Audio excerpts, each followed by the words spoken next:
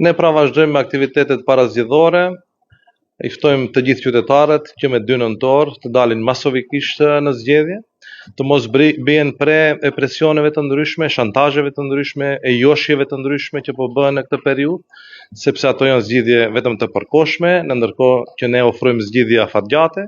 që të gjithë të rinjtë të kenë vende të reja pune, ofrojmë zgjidhje konkrete për të gjitha problemet aktuale që tangojnë qytetin tonë, përfshi ujin e pishëm, ne i garantojmë tetovarët se do kenë ujë të pishëm 24 orë, pasi aktualisht në rezervuarin dhe në rrjetin e shpërndarjes së ujit të pishëm ka rreth 9 milion metër kub ujë në vit, në ndërkohë që nevojat e qytetit janë shumë më pak, dhe kjo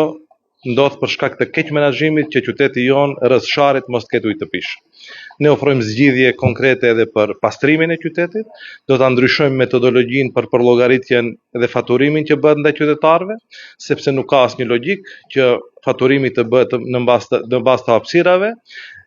Ne do ta ndryshojmë këtë metodologji dhe konkretisht